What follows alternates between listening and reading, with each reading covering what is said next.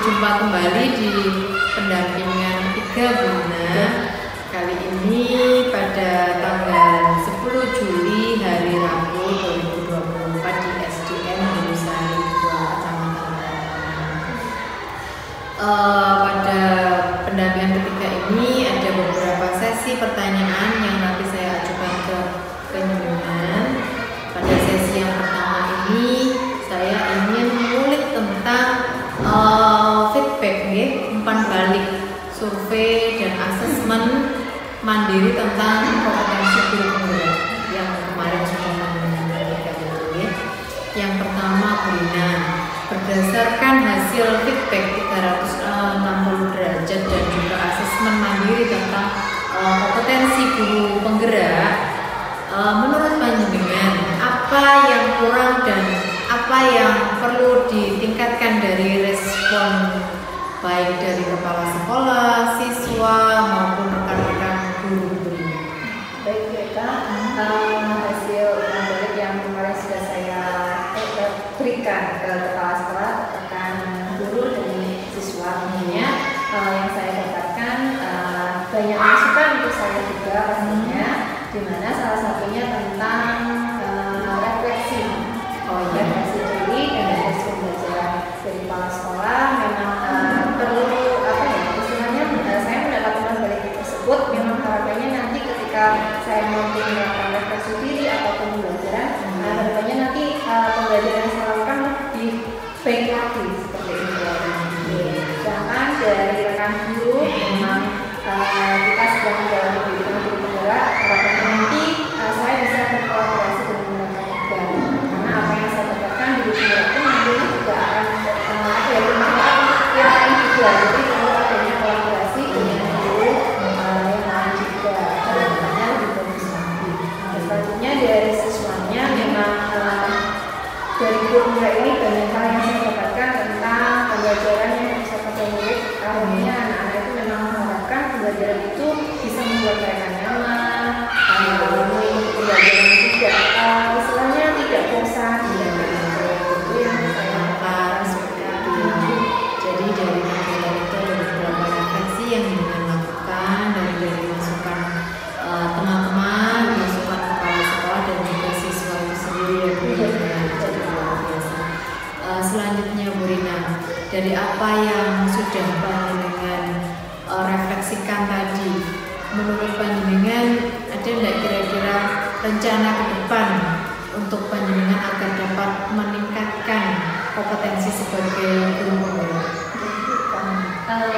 Saya memang dari pengembangan diri untuk yang kedepannya lebih baik tentang kompetensi saya ingin upgrade diri.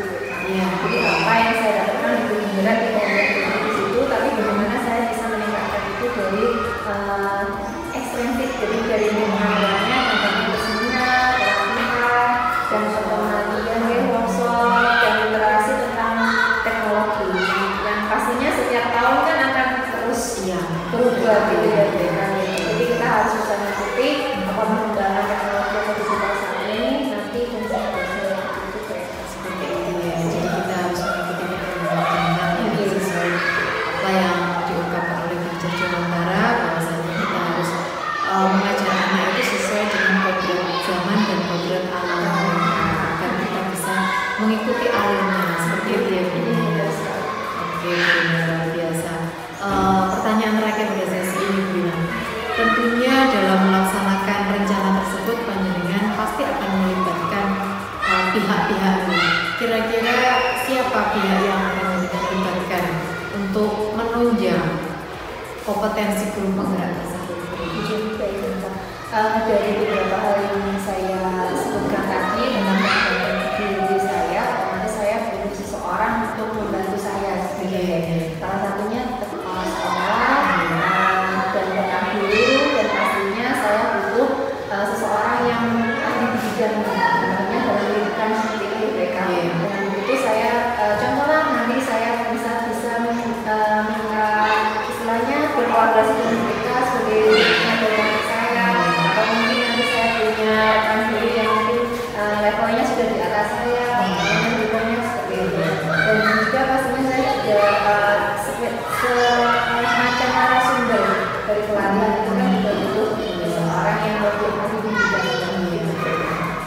yang sudah berpengalaman.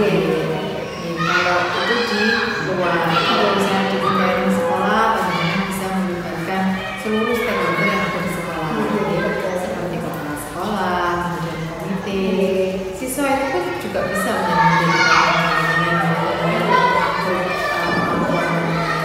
kemudian berkolaborasi dengan rekan sejawat. Itu juga kami harapkan nanti setelah apa yang panjenengan terima dari pendidikan bermodal ini, kedepannya panjenengan dapat menularkan ilmu itu kepada rekan-rekan sejawat.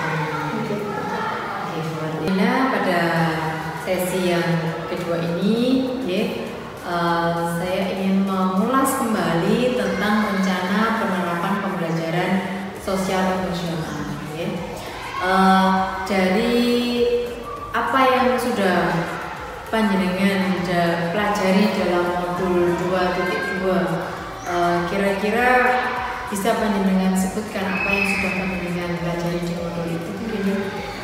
Dari modul 2.2 ini saya belajar tentang pembelajaran sosial emosional, di mana 5 kompetensi yang diajarkan dalam modul ini, yaitu salah satunya tentang kesadaran diri, manajemen diri, kesadaran sosial, terus keterampilan, relasi, dan salah satu yang terakhir yaitu tentang pengambilan keputusan. Nah, dari 5 poin ini, di mana pembelajaran ini mengharapkan siswa-siswanya itu mampu mengolah emosinya, seperti itu. Jadi memang harapannya dalam pembelajaran itu tidak ada yang istilahnya memberatkan siswa dan sebagainya. Dan salah satu yang saya istilahnya menarik bagi saya yaitu tentang mindfulness. Jadi mana itu bagaimana kita itu mengajarkan murid untuk belajar mengolah istilahnya emosional pada dirinya. Nanti ketika pembelajaran mereka sudah siap menerima pembelajaran yang sama.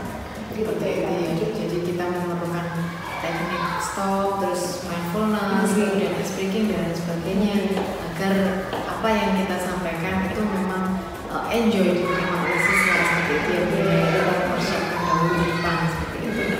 Baiklah Brenda, kemudian apakah panjenengan sudah merencanakan pembelajaran sosial emosional itu Brenda? Kemudian apa sudah panjenengan terapkan di dalam kelas yang Jadi untuk yang saya siapkan yang saya sudah perencanaan itu yaitu kita modul ajar Kemarin saya sudah membuat modul ajar di mana penerapan itu mengintegrasikan yaitu tentang pembelajaran sosial emosional yang saya menyebutkan 5 komponen yang saya harapkan bisa menjadi lebih baik di pembelajaran tersebut. Salah satunya yaitu pada modul ajar pas materi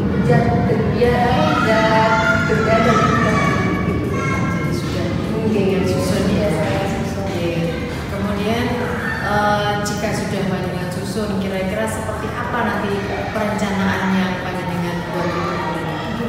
Jadi perencanaan yang saya sepakati tentang modul ajar yang terintegrasi pembelajaran sosial emosionalnya, salah satunya memang adanya contoh dari kesadaran diri BK. Di situ saya mengajak siswanya untuk menyampaikan perasaan sebelum saya memulai pembelajarannya. Selanjutnya yang kedua yaitu manajemen diri pada siswa, yaitu di mana saya mengajak peserta tentunya itu untuk menyiapkan hal-hal yang mereka butuhkan ketika akan pembelajaran, bagaimana manajemen dirinya untuk siap nanti selama 2 kali 3 menit itu di BK siap dengan pembelajaran saya. Dan yang ketiga yaitu tentang kesadaran sosial. Kesadaran sosial ini salah satu contoh yang ada pada modul ajar saya yaitu tentang bagaimana mereka itu menyiapkan dalam modul ajar saya seperti proyek gitu ya BK. Mereka memahami langkah-langkah yang mereka yang akan dilakukan. Terus yang keempat yaitu tentang berrelasi. Pastinya dalam proyek itu saya menyusun bagaimana anak-anak itu mampu berkolaborasi dengan teman kelompoknya.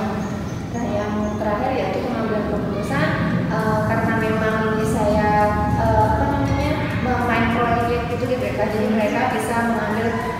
memutuskan dengan memilih apa yang mereka lakukan percobaannya dan menyelesaikannya sampai akhir. Seperti itu, jadi luar biasa ya. Diawali dengan pengenalan, mungkin pengenalan emosi pada saat itu siswa seperti apa, kemudian dengan pasal ya. Jadi setelah anak-anak mengekspresikan perasaannya di hari itu, dia tahu kemudian nanti panjenengan ada pendekatan ini. Kan mungkin pada hari itu tidak semua anak itu merasa happy ya kan, mungkin dari rumah itu ada yang sudah merasa sedih atau mungkin karena bangun kesiangan kemudian emosinya jadi tidak stabil atau mungkin dia merasa kurang nyaman dan lain sebagainya. Nah, disitulah nanti panjenengan bisa masuk ke dalam emosional mereka, apa yang terjadi seperti itu ya. Jadi sebelum kita mendahului atau mungkin memulai pelajaran, ada baiknya memang kita menerapkan metode itu sehingga siswa menjadi merasa nyaman dan nanti sampai dengan selesai merasa enjoy sehingga apa yang jenengan sampaikan itu bisa maksimal. Itu ya. Kemudian Rina, pertanyaan terakhir di sesi ini, dari apa yang sudah panjenengan rencanakan itu kira-kira harapan apa yang panjenengan harapkan nanti setelah pembelajaran sosial emosional itu sampaikan kepada siswa panjenengan? Dari harapan saya tersebut, saya mengharapkan siswa saya itu nanti mampu menahan diri ya. Yang sampai mereka betul sekali bahwa anak berangkat itu dengan kondisi yang berbeda-beda. Jadi saya harapannya dalam pembelajaran nanti ketika pembelajaran sosial emosional itu diterapkan, saya harapannya mereka itu merasa emosinya itu apa ya, istilahnya dapat kontrol gitu ya. Jadi tidak sedikit-sedikit marah dan sebagainya gitu. Pada nanti ketika mereka bisa mengatur emosinya, otomatis dalam belajar itu mereka akan menjadi nyaman, tidak merasa tertekan, tidak akhirnya mereka istilahnya mengharapkan siap menanti pembelajaran selanjutnya karena pembelajarannya bebannya memang kita melakukan itu untuk siswa ya. Mungkin kita sendiri emosinya kadang juga naik turun sebagai guru, kadang juga kita ada kerepotan di rumah dan lain sebagainya. Tetapi ketika kita sudah masuk ke kelas, kita sudah sepenuhnya untuk siswa. Seperti ini ya. Selanjutnya kita memasuki sesi ketiga, Brina. Di sini kita akan mengulas kembali tentang keterlaksanaan tahapan kerja. Ini yang sudah dari tahapan kerja tersebut, apakah panjenengan sudah menerapkan metode kerja Brina untuk perencanaan perubahan diri panjenengan? Dalam penerapan metode kerja itu saya sudah menerapkan jadi memang banyak 5 hal dalam kerja itu saya terapkan dalam perubahan diri saya. Yang kita tahu memang kerja itu kan istilahnya kita menggali diri dulu untuk mendapatkan hasil yang maksimal dan kita rancang untuk perubahan diri saya. Jadi sudah terlaksana ya. Kemudian kalau panjenengan sudah melakukan tahapan kerja, apakah hasil tahapan itu sudah sesuai dengan visi panjenengan sebagai guru penggerak? Dalam proses menerapkan proses belajar dengan pada tahap proses belajar di mana hal-hal yang perlu saya istilahnya perhatikan dalam proses penerapannya itu saya masih butuh proses waktu sehingga harapannya nanti dalam penerapan kerja ini lebih maksimal lagi dan pastinya sesuai dengan visi guru penggerak. Jadi saat ini masih proses menerapkan itu. Saat ini masih prosesnya. Kemudian pada tahap proses ini, menurut panjenengan, apakah tantangan yang panjenengan hadapi berbeda? Pastinya tantangannya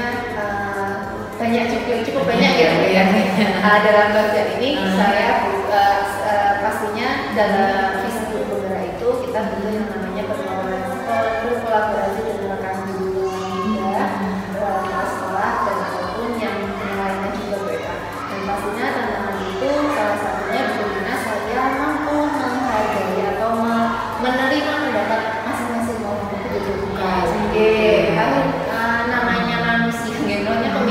itu kan sudah beda-beda pegangan pendapatnya masing-masing. Keberagaman itu pastinya menjadi sebuah tantangan bagi saya, bagaimana semuanya itu tetap apa ya bebas menuai mufakat tidak harus keputusan sendiri. Penyusunannya itu memang mungkin itu ide kita, cuman kita bisa menyampaikan kepada atasan, mungkin rekan seperti itu agar apa yang sudah direncanakan itu terlaksana dengan baik. Karena memang kegiatan itu tidak bisa terlaksana dengan baik Bu Rina kalau kita tanpa kolaborasi dengan kemudian Bu Rina pertanyaan terakhir pada sesi ini, apa menurut panjenengan dari tahapan kerja yang sudah panjenengan rencanakan itu, apakah perlu perbaikan agar visi panjenengan ke depannya sebagai guru itu dapat terlaksana? Untuk perbaikan mengenai metode kerja ini, memang saya perbaikan dalam berkolaborasi.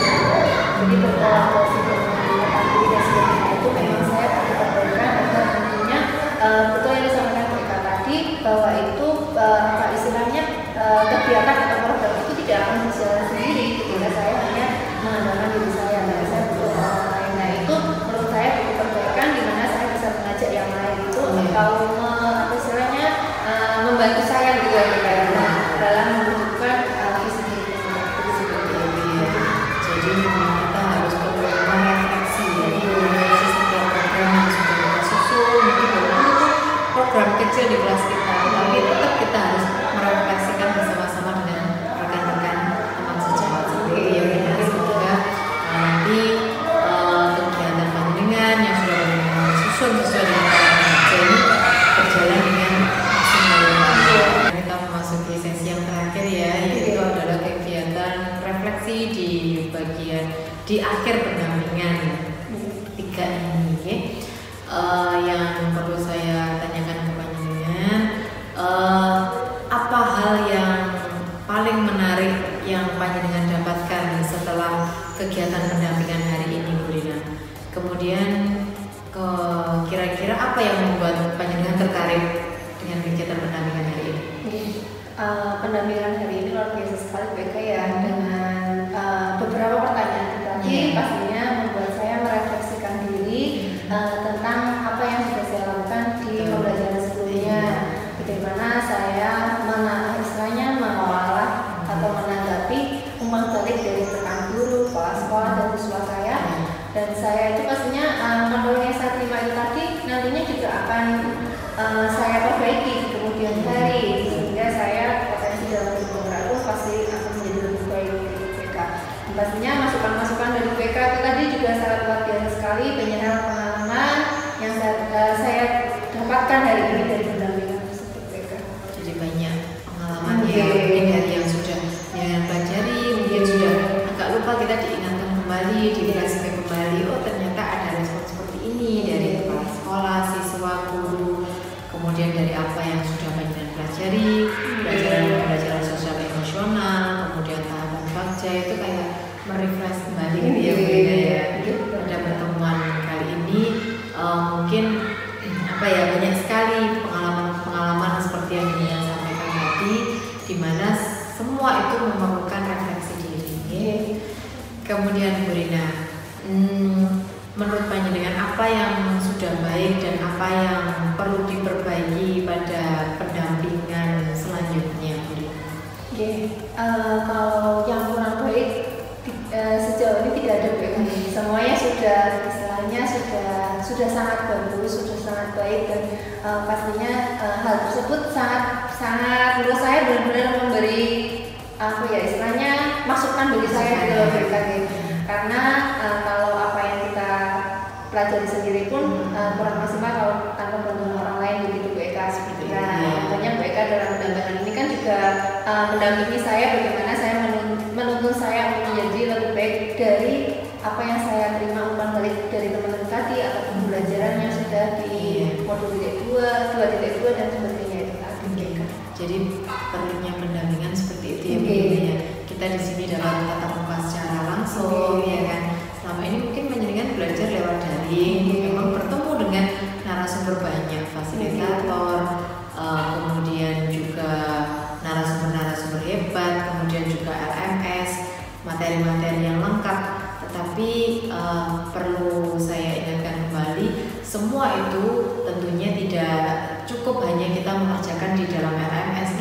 Kita yang penting kita centang hijau seperti itu kan juga seperti itu ya Bunda ya.